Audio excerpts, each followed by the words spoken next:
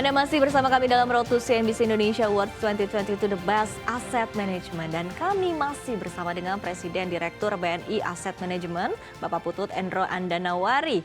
Dan tadi kita sudah mendengarkan bersama sesi pemaparan dari Pak Putut dan banyak sekali hal menarik yang bisa kita kembangkan di sini, kita perdalam bersama. Namun sebelumnya mungkin kita akan buka terlebih dahulu Pak dari seperti apa BNI Asset Management sendiri melihat situasi dan kondisi yang ada saat ini baik secara global maupun secara dalam negeri atau domestik, karena tantangannya ini juga cukup besar Pak. Seperti apa Pak? Oke, jadi kalau melihat gitu secara besar gitu, karena kita juga harus jujur saat ini terima kasih ke investor kita, agen penjual gitu ya, teman-teman semua di CNBC juga kita besar seperti sekarang itu kita kelola aset mungkin sekarang 33 triliun. Tapi dengan aset seperti itu juga otomatis introspeksi ke kita sendiri bahwa atas dana tersebut bukan punya kita. Jadi otomatis ini punya para investor kita. Jadi otomatis dengan kondisi seperti itu membuat kami dalam mengelola pengelolaan investasi itu juga mengutamakan kehati-hatian. Jadi ngelihat kondisi tadi backdropnya bahwa iya ada geopolitik, iya kemarin baru COVID mau bangun, terus juga ada inflasi, ancaman ini. Terus terang kami ngelihat juga kita mengedepankan kehati-hatian. Jadi dalam berinvestasi pun kami mengutamakan kehati-hatian. Jadi dari sisi fixed income kita mencari quality, dari sisi equity pun kita juga mencari perusahaan-perusahaan yang solid secara fundamental. Ya. Karena kita lihat ke depan nggak bisa dibohongin bahwa dengan adanya resesi itu pasti akan ada dampaknya ke perusahaan-perusahaan. Jadi secara garis besar saya bisa bilang bahwa sebetulnya kita akan mencari yang mempunyai nilai fundamental menarik. Jadi perusahaan-perusahaan yang mempunyai istilahnya kekuatan market share, kekuatan mengendalikan harga, itu merupakan aset-aset atau saham-saham yang akan menjadi portfolio kita. Tapi garis besar dari cerita investasi di tempat kita itu lebih mengutamakan sekarang lebih quality dan value. Karena ke depan kalau misalnya memang ada koreksi, itu juga kita pikir atas perusahaan-perusahaan tadi memberikan suatu nilai atau value yang lebih bagi investor kami. Jadi dengan kondisi seperti ini kita juga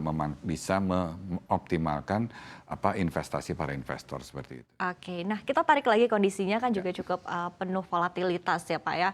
Tidak hanya di pasar modal tapi juga di pasar SBN juga. Kemudian juga kalau kita lihat dari money market juga sama begitu. Kita masih melihat seperti apa langkah-langkah yang akan dilakukan oleh Bank Sentral ke depannya. Artinya kan yang perlu dilakukan adalah lebih taktis begitu ya Pak ya dalam mengatur portofolionya juga seperti apa. Nah, strategi yang dilakukan oleh BNI Asset Management seperti apa? Seperti saya tadi bilang dari kami gitu, karena kita juga istilahnya udah hampir gara-gara COVID juga kita juga lebih defensif. Sekarang ini juga tadi sempat agak mau keluar tapi tiba-tiba inflasi naik kick in, itu juga somehow merubah strategi investasi kita. Jadi dari sisi pengelolaan itu kalau misalnya kita ngomong fixed income yang dulunya yang paling bagus itu adalah obligasi jangka panjang, kita lebih milih obligasi yang jangka pendek.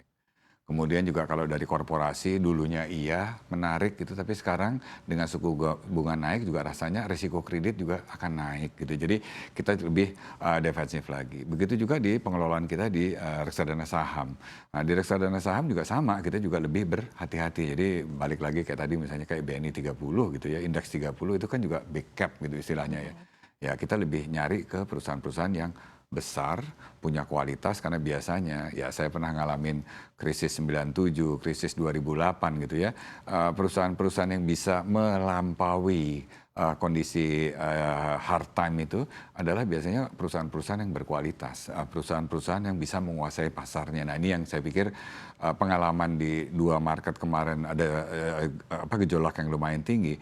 Ini juga saya pikir kita bisa terapkan lagi di sini untuk kedepannya seperti itu. Karena saya percaya bahwa dengan adanya gejolak itu justru memberi peluang bagi investor untuk mulai ikut berinvestasi. Jadi justru kita nggak boleh tiba-tiba gara-gara resesi terus nggak investasi. Justru saya pikir ini sekarang tiba-tiba ada jendela terbuka yang ngajak kita untuk mulai berinvestasi seperti itu. Karena banyak ya Pak ya ceritanya yang jadi justru asetnya bertambah ketika melakukan investasi di saat-saat krisis begitu. Tapi tadi sekali lagi perlu strateginya yang tepat ya Pak ya. Nah tadi berbicara terkait dengan reksadana indeks BNI 30 ini menarik sekali Pak kalau kita lihat menyerupai IDX 30. Sejauh ini latar belakang dari BNI Asset Management menciptakan produk ini, kemudian di satu sisi antusiasmenya dari masyarakat seperti apa? Jadi kalau saya pikir itu pengalaman kita lihat dulu gitu. Dari industri sejarahnya ya sebelum kita buat tahun 2017 kita juga riset bahwa sebetulnya di luar sana itu perkembangan reksadana indeks atau istilahnya pasif strategi itu juga tumbuh gitu ya. Salah satu benefitnya itu salah satu adalah apa? Lebih gampang dimengerti investor, biayanya juga murah dan transparan. Dan kayak tadi saya paparkan gitu, kalau lihat dari demografik investor kita, itu bisa dibilang secara umum bisa dijelaskan ada di generasi Z dan generasi Y. Itu kalau dibilang rentang umur antara 20 sampai 40 tahun. Jadi kalau kita ngebayangin karakteristik seperti apa, itu adalah orang yang first time jobber sampai istilahnya kepala bagian 5 tahun, 10 tahun kerja. Punya keluarga segala macam. Jadi kalau saya lihat, oh berarti orang yang membutuhkan investasi untuk masa depan anaknya. Yang risknya juga lebih kecil Lebih ya Pak? kecil. Kedua, atas investor tadi, saya yakin bahwa tugas utamanya dia itu untuk bekerja, bukan berinvestasi. Jadi dia mencari alat, instrumen yang gampang dimengerti. Jadi kalau kita lihat dari situ, IDX 30, ya itu tadi saya bilang, gampang dimonitor. Kalau hari ini kita lihat indeks 30 naik, ya fund kita juga naik. Indeks kita turun, indeks kita turun. Itu juga something yang mungkin perlu dapat menjadi jawaban dari investor yang saya juga mau invest. Dan kalau kita lihat segini, sebetulnya kalau lihat industri reksadana itu kan dari tahun 97 sampai sekarang gitu ya. Sudah mulai banyak investor, terutama teman-teman adik-adik milenial itu tiba-tiba yang mulai berpikir untuk masa depannya. Bagaimana menginvestasinya. Nah ini tiba-tiba mereka sudah mempunyai cara di mana dia mempersiapkan masa depan dengan cara menyicil. Dengan cara setiap bulan ada uang dia cicil. Dan dengan begitu sebetulnya cara yang pandai menurut saya. Kenapa? Dengan cara seperti itu justru menyebar risiko investasi mereka. Jadi ini secara intuitif keluar gitu. Dan saya pikir ini kalau dibilang tadi oke, baru kita di tempat kita aja 400.000 C. Di masyarakat masih ada katakanlah 6 juta. Tapi masih ngebayangkan masyarakat Indonesia 250 juta lebih. Nah ini kan saya pikir satu sarana investasi yang menarik buat kita di Indonesia. Karena jangan sampai apa, yang menikmati benefit dari pasar modal hanya segelintir orang. Kalau bisa kan ini semuanya bisa menikmati. Karena saya pikir ya mimpi saya kalau boleh kan semua orang di Indonesia punya reksadana. Betul, kenapa punya tidak? investasi. Gitu. Makanya, dan ini saya pikir sesuatu yang kayak sikat gigi. Semua orang harusnya punya gitu ya. Ini it is a necessity, bukan suatu hal yang mahal. Kalau dulu zaman saya, investasi itu untuk orang kaya. Tapi sekarang itu kan kebutuhan. Betul. Dan data membuktikan seperti itu. Nah, challenge dari kita, pelaku mungkin adalah mengedukasi. Bagaimana caranya? Nah itu kayak gitu-gitu. Dan menyiapkan bahwa berinvestasi itu punya risiko bisa naik, bisa turun. Dan kalau saya, ini pengalaman saya gitu kan, kunci sukses investasi itu bukan jual atau belinya, tapi berapa lama kita berinvestasi. Dan berapa rutin kita berinvestasi seperti itu. Itu sih. Oke, baik. Ini menarik ya Pak ya, dan bisa saya katakan juga cukup cerdik begitu Pak, untuk apalagi artinya di satu sisi bisa upaya juga dari BNI Asset Management untuk meningkatkan literasi finansial, karena tadi bisa mudah dimengerti, mudah dimonitor, dan juga artinya ini juga bisa mengajak masyarakat lebih banyak lagi untuk melakukan investasi. Nah ini mungkin pertanyaan terakhir Pak Putut terkait dengan kita lihat juga tadi sekali lagi kita balik ke awal begitu ya, bahwa kondisinya cukup penuh perubahan dan masih akan terus berlangsung hingga tahun 2023. Strategi racikan portofolio dari BNI Asset Management seperti apa? Dan mungkin sektor-sektor yang masih menarik menurut BNI Asset Management. Jadi kita juga selain tadi ini pasif reksadana indeks. Jadi kalau pengelolaan reksadana indeks otomatis kita akan sesuaikan dengan indeksnya. Karena memang kita dimandatkan untuk mereplikasi indeks tersebut gitu ya. Sementara untuk aktif fund kami, terus terang saya juga senang misalnya kayak sekarang ini.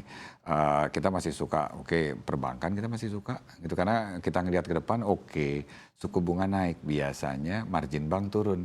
Tapi masalahnya berapa kali saya lihat, apakah seperti itu? Not necessarily. Jadi saya pikir satu sektor yang menarik buat kita mungkin dari sisi perbankan. Ke depan ada resesi juga, otomatis kita juga nyiapin apa? Staple. Consumer segala macam itu saya pikir satu sektor yang mungkin nanti diburu sama orang gitu ya. Jadi mungkin kita udah siapin. Tapi pada saat yang sama kita juga nggak bisa ngelihat cuma resesi yang mungkin 2-3 kuartal ke depan akan terjadi. Berarti itu yang paling bagus. Tapi kalau kita beyond sebelah sana, itu kok saya juga senang misalnya kayak komoditi. Itu juga menarik gitu ya. Beberapa manufaktur itu juga satu sektor yang menarik kita lihat. Kenapa? Karena biasanya setelah resesi otomatis biasanya production itu juga pasti turun. Kalau itu turun, itu juga pasti akan ada pemulihan adanya kenaikan demand atau permintaan. Jadi, nah ini yang saya pikir kita akan lihat. Cuman memang jujur, apakah sekarang kita beli? Bukan. Tapi kita di BNI itu istilahnya mulai mengakumulasi, artinya melihat mulai menambah posisi-posisi di katakanlah komoditi seperti itu. Tapi ya ke depan ini kayak tadi saya bilang kita lebih hati-hati ke perbankan, kita juga berat di consumer seperti itu karena memang itu lebih dekat gitu ya potensinya ada di situ. Oke, baik. Menarik sekali Pak Putut dan terima kasih sekali sudah berdiskusi Sama. bersama kami dalam Road to CNBC Indonesia Awards 2022. Sangat menarik tentunya diskusi kita hari ini. Sukses dan sehat selalu Pak Putut. Terima kasih, Pak. Ya dan pemirsa jangan kemana-mana karena usai jeda rekan saya Andi Shalini akan kembali hadir bersama Chief Investment Officer Mandiri Manajemen Investasi Ernawan R. Salim Syah yang akan menyampaikan pemaparannya. Tetaplah bersama kami dalam Road to CNBC Indonesia Awards 2022 The Best Asset Management.